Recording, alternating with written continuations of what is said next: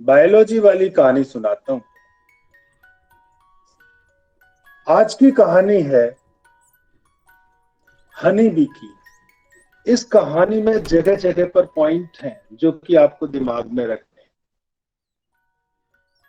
Honey bee social insect, ठीक है। अच्छा, क्या ऐसा हो सकता है कि आप किसी एनिमल के द्वारा उल्टी की गई हो या वॉमिट किया गया हो, उसे आप चाट लें? आप कहेंगे छी छी, बहुत गंदी चीज, फाई फाई है। और एनिमल्स की वॉमिट हम कैसे चाटें? हाँ हाँ, चाट सकते हैं, नो इश्यू।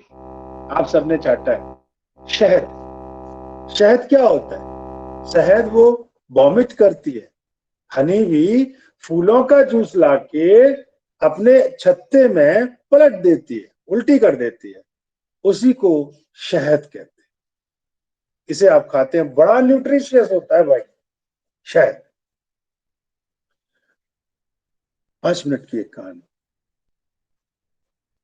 हनी भी का जो पूरा सोशल स्ट्रक्चर होता है, उसमें एक रानी होती है, उसमें कई राजकुमार होते हैं, उसमें एक नर्स भी होती है और काम करने वाले वर्कर्स, हजारों की संख्या में वर्कर्स। एक दिन रानी मक्खी अचानक बहुत तेजी से अपने बी हाइव में घुसी, छत्ते में, और सीधे अपने शयन कक्ष में, बेडरूम में जाके सो गई। सारे डॉक्टरों में कंफ्यूजन हो गया उनके में। नर्स उसके पास आई, रानी जी क्या हुआ? उसने चेक किया, हनी भी प्रेग्नेंट थी। राजकुमारी रानी प्रेग्नेंट है। ओके। सही समय पर रानी ने जगह जगह पर अपने उस मधुमक्खी के छत्ते में ढेर सारे, हजारों जगह जगह पर अंडे दिए गए। सारा छत्ता अंडों से भर गया। दिन बीतने लगे, रानी बूढ़ी होने लगी, बड़ी होने लगी, बच्चे बड़े होने लगे, रानी मैच्योर हो गई। अब नई रानी चुनने का समय आया। एक ही रानी होती है, अगर आपने उस रानी को पकड़ लिया तो एक भी मधुमक्खी आपको काटेगी नहीं। वो आपसे रिक्वेस्ट करती रहेंगी, भाई साहब हमारी रानी को छोड़ दो। अगर आपने रानी को हाथ में ऐसे पकड़ लिया, वो हजारों लाखों की संख्या में मक्खी पूरे हाथ पे कवर अप हो जाएंगी, लेकिन आपको काटेंगी नहीं जब तक कि आप रानी को नहीं छोड़ो। बड़ी एकता है। तो रानी को अपनी सिलेक्टेड बेटियों में से नई रानी चुनना है। वो अपने बेटों में से किसी को राजा नहीं बनाती। आखिर महिला प्रधान रहना चाहती है, वुमेन्स एम्पावरमेंट। महिलाएं बहुत शक्तिशाली होती हैं। रानी ने अपने महल में, अपने रूम के चारों ओर सिलेक्टेड एरिया में कुछ अपनी बेटियां के रूम बनवा रखे हैं, सारियों के नहीं, जिनमें से वो सिलेक्ट करेगी कि रानी कौन बनेगी। रानी नर्स को बुलाती है। नर्स के पास एक राज है। नर्स बूढ़ी हो चुकी है। रानी कहती है, नर्स परसों को, यानी एक दिन बाद, हम डिसाइड करेंगे कि इनमें से रानी कौन बनेगी। और वो एक दिन का उसे समय देती है। आखिर वो मधुमक्खियों की रानी एकदम से अपने अपने छत्ते में जाके क्यों घुसी? आखिर वो वहां पर जाकर रूम में बंद हो गई, क्या राज छुपा रही थी? वो राज था, उसने अपने पति का मर्डर किया था और वो किसी को नहीं बता रही थी। ये सत्य कथा है, ठीक है, कहानी मत समझ लेना। वो मर्डर करके आई थी अपने पति का, और अंदर जाके अपने महल में वो चुपचाप लेट गई। क्यों किया उसने उसका मर्डर? और किसी को भी नहीं बता रही है, जबकि वो प्रेग्नेंट है, बच्चे दे दिए उसने। वो दिन आ गया, अगले दिन वो सारी तैयारी होनी, और ढेर सारे अंडे भरे हुए हैं।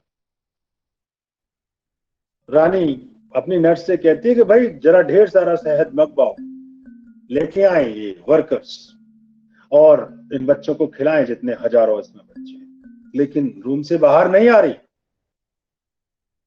उनको ऑर्डर दे दिया जाता है, पूरी सेना निकल पड़ती है शहद इकट्ठा करने के लिए। आसपास जितनी भी दूरी पे फूल है वहां बैठ जाती है। पता है मधुमक्खियों को कैसे पता लगता है कितनी दूरी पर है फ्लावर, जहां से फूल लेना है? लाल फूल पे तो बैठेगी नहीं, पीले फूलों से लेगी। पहले उनकी 4-5 जासूस आगे जाती है, सैनिक।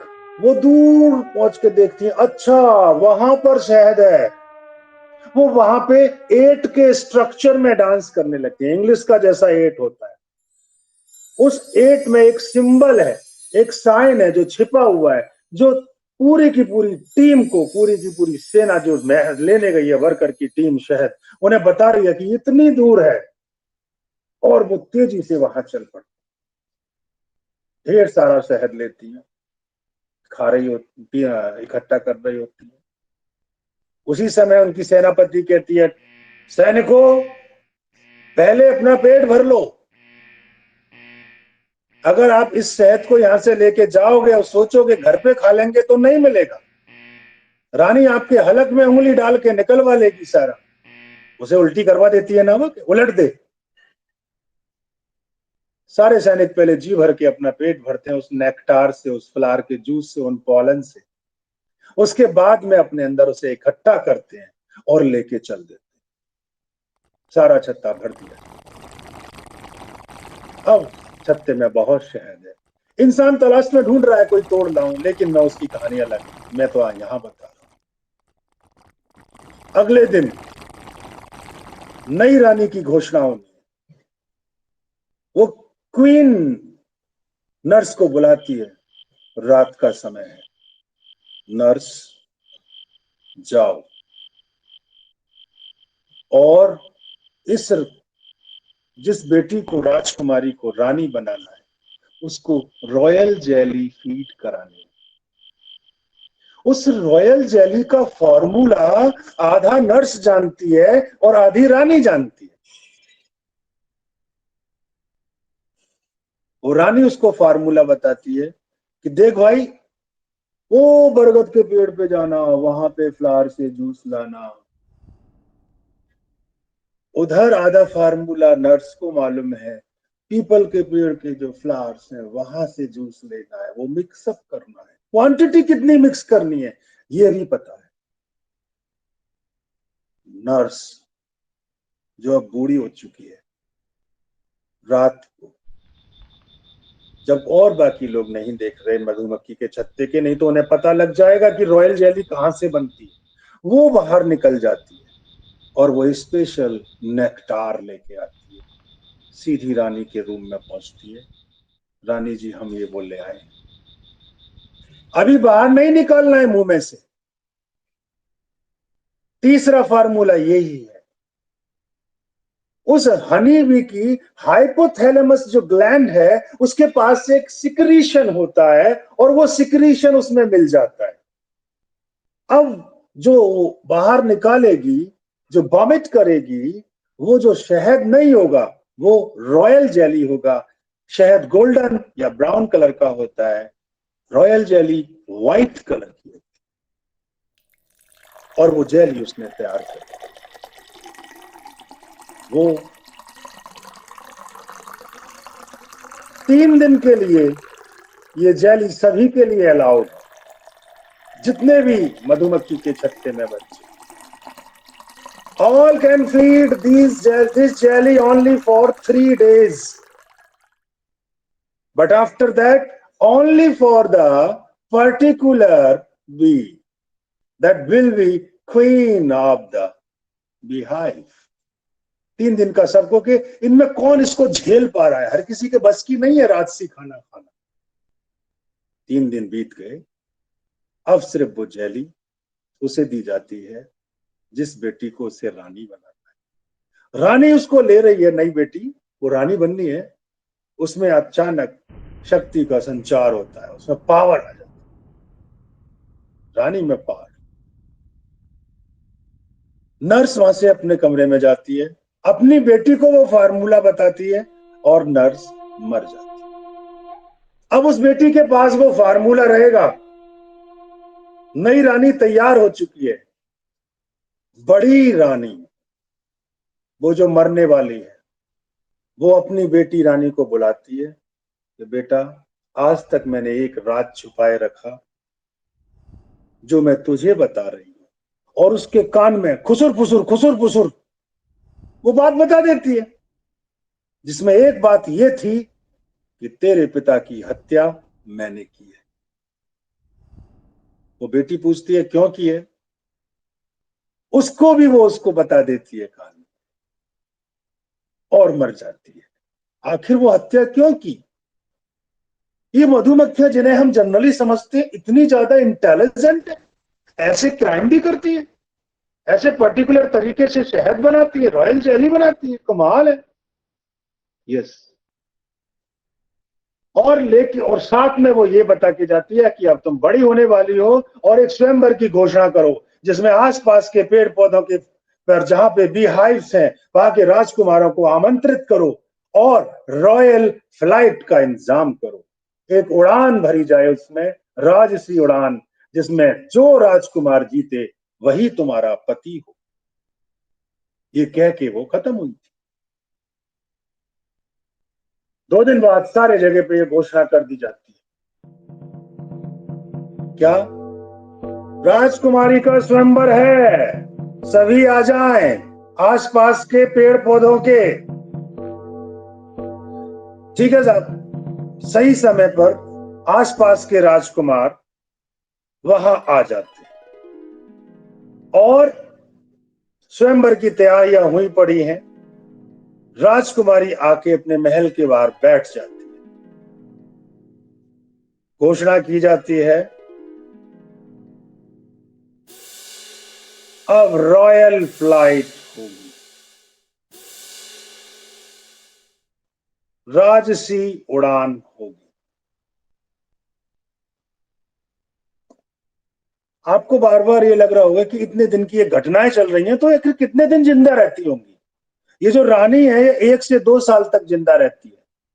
ये जो काम करने वाली मधुमक्खियां हैं ये 15 से लेके 38 डेज तक जिंदा रहती हैं और गर्मियों में और सर्दियों के हिसाब से अलग अलग तरीके से रहती है। अगर सर्दियां चल रही हैं तो 150 से 200 दिन तक, अगर ऐसे एरिया में है। ठीक है, तो लगभग 6 महीना मान लिया है, 150 से 200 दिन कह दिया। ठीक है, तो स्वयंवर हो रहा है, 20 राजकुमार आए हुए हैं। रानी जो है राजकुमारी वो उड़ना शुरू करती है कि ठहरो, आप लोगों की उड़ान नहीं देखनी, जो मुझे हराएगा वही मुझसे शादी कर सकता है, ये उसकी घोषणा होती है। और वो हनी भी उड़ने लगती है, हनी भी ऊपर उड़ रही है, उसके पीछे पीछे राजकुमार उड़ रहे हैं। थोड़ी दूरी पे जाके हनी भी नीचे की उड़ रही है। 10 गिर के मर चुके हैं, अभी 10 बचे हैं। हनी भी और ऊपर उड़ती है, फिर देखती है 5 और गिर के मर चुके हैं, अभी 5 बचे हैं। हनी भी सोचती है शादी होगी या नहीं, 15 तो मर गए, अभी तक मेरे पास तक नहीं पहुंच पा रहा कोई। वो और ऊपर उड़ती है, करूंगी शादी तो सबसे ताकतवर से ही, आखिर स्वयंवर है, वुमेन एम्पावरमेंट है, महिलाओं को चुनने का अधिकार है। आजकल तो लड़के चुनते हैं, ओ भाई वो पसंद है वो पसंद नहीं है। देखा मधुमक्खियों तक में ये महिलाओं को अधिकार दिए गए थे, लेकिन ताकत होनी चाहिए ना। मधुमक्खी और ऊपर उठती है, पीछे देखती है, 2 बचे हैं। मधुमक्खी चिंतित हो जाती है कि अगर ये दोनों भी मर गए तो ब्याह किनसे करें। और थोड़ा ऊपर एक और मर गया, लास्ट बचा। अगर वो लौट आती है तो स्वयंवर खत्म हो जाएगा। वहीं पे उसे वो बात याद आती है जो उसकी माँ उसके कान में कह के गई थी। वो थोड़ा नीचे होती है, यहां पर राजकुमार है, वो ऊपर से यहां से कहती है, देखो राजकुमार, आप मेरे बराबर तो नहीं आ पाए, लेकिन मैं आपसे शादी करने के लिए तैयार हूं। और वो थोड़ा नीचे आती है, लेकिन मेरी एक शर्त होगी। अब दोनों आमने सामने, रिप्रोडक्शन यही होगा, मैरिज यही होगी, हवा में। और वो वहां पे शादी कर लेते हैं, हवा में रिप्रोडक्शन भी करते हैं। मधुमक्खी को मालूम है कि ये इंसान कमजोर है, ये मुझे नहीं हरा पाया, ये महाराज क्या बनेगा। तब उसे वो फाइनल बात याद आती है जो उसकी माँ ने कहा था, देख बेटा, ऐसे ही करके मेरा स्वयंवर हुआ था और तेरा बाप भी मेरे से नहीं जीत पाया था, ताकि समाज में ऐसा ना हो जाए कि एक कमजोर राजा है, उसे वहीं पर खत्म कर दिया हवा में, और वो रानी उस राजा को मार देती है।